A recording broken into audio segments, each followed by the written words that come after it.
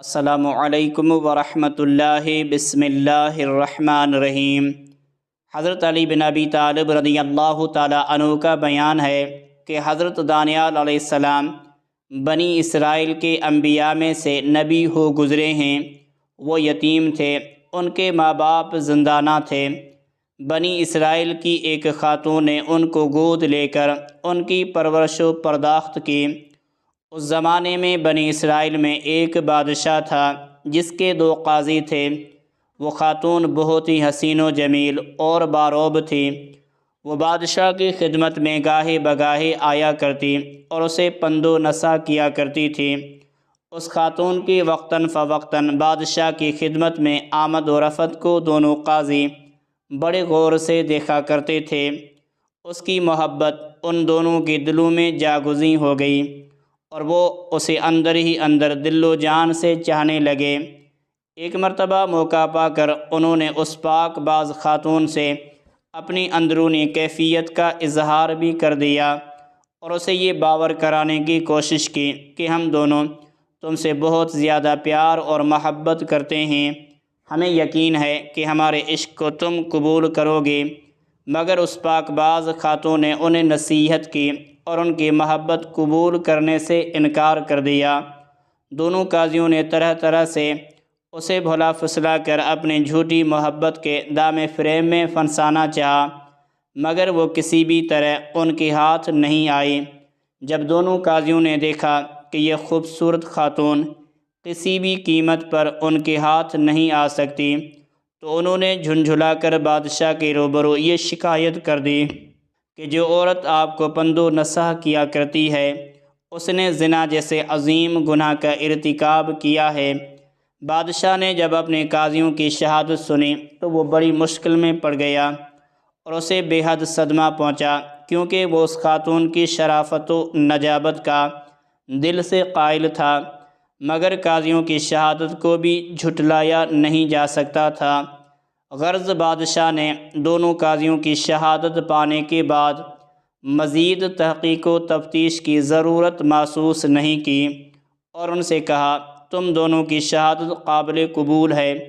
پھر بادشاہ نے اس عورت کو 3 دن کی مہلت دی اور اس کے بعد اس کی سنگساری کا حکم دے دیا۔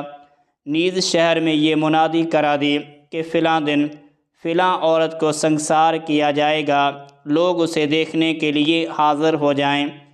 بادشاہ نے اگرچہ اس عورت کی سنگساری کا حکم دے دیا تھا، مگر اندر سے وہ بہت پریشان تھا۔ اس نے اپنے ایک معتمد وزیر سے پوچھا کیا کسی ہیلے بہانے سے اس عورت کو سنگسار ہونے سے بچایا جا سکتا ہے؟ وزیر نے عرض کیا اب جب کہ شہر میں اس کی سنگساری کی منادی کرا دی گئی ہے اور یہ سنگساری کا فیصلہ آپ ہی کے قریبی 2 قاضیوں کی شہادت کی بنیاد پر دیا گیا ہے، پھر ایسی صورت میں اس عورت کی سنگساری کے فیصلے پر عمل درآمد نہ کرنے میں کون سی بات مانع ہو سکتی ہے؟ تیسرے دن جو کہ اس عورت کے سنگسار ہونے کا دن تھا، بادشاہ کا وہ معتمد وزیر گھر سے نکلا تو اس نے دیکھا کہ چند بچے کھیل رہے ہیں۔ ان میں حضرت دانیال علیہ السلام بھی تھے۔ وہ حضرت دانیال علیہ السلام کو نہیں پہچانتا تھا، تاہم کھڑا ہو کر ان بچوں کا کھیل دیکھنے لگا۔ حضرت دانیال علیہ السلام نے بچوں کو اکٹھا کر کے کہا اے بچوں، آؤ میں تمہارا بادشاہ بنتا ہوں، اور اے فلاں تم زہد و ورا کے پیکر فلانی عورت بن جا۔ اور 2 لڑکوں کو قاضیوں کا کردار دیا اور کہا کہ تم دونوں میری عدالت میں اس عورت کے خلاف گواہی دو۔ پھر خود ہی مٹی کا ڈھیر جمع کر کے اس پر بیٹھ گئے اور ہاتھ میں لکڑی کی ایک تلوار رکھ لی۔ اب صورت ایک عدالت کی تھی۔ دونوں قاضی، لڑکے اور وہ لڑکا جو عورت کے روپ میں تھا، سامنے کھڑے تھے۔ حضرت دانیال علیہ السلام نے دوسرے لڑکوں سے کہا کہ وہ ایک قاضی کا ہاتھ پکڑ کر دور فلاں جگہ لے جائیں۔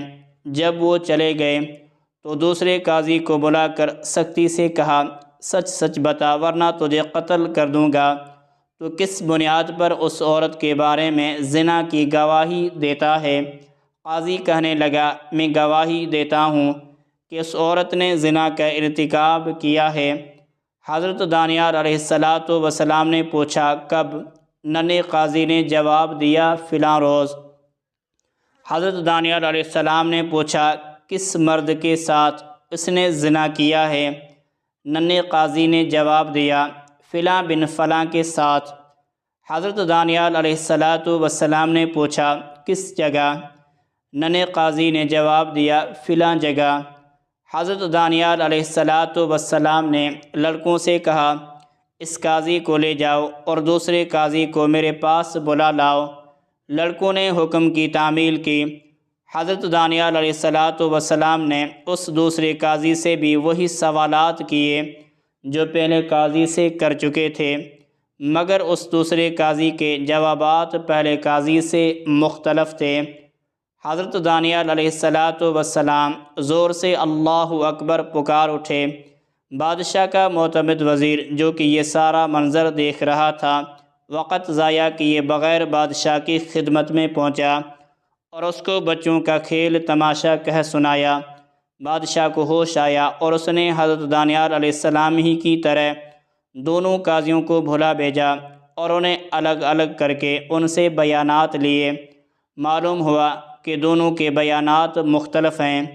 چنانچہ بادشاہ نے لوگوں میں یہ منادی کرا دی کہ قاضیوں کے قتل کا مشاہدہ کرنے کے لیے لوگ فلاں میدان میں اکٹھا ہو جائیں۔ پھر مجمع عام کے سامنے بادشاہ نے دونوں قاضیوں کو کیفر کردار تک پہنچایا اور پاکیزہ خاتون کو باعزت اس کے گھر بھیج دیا۔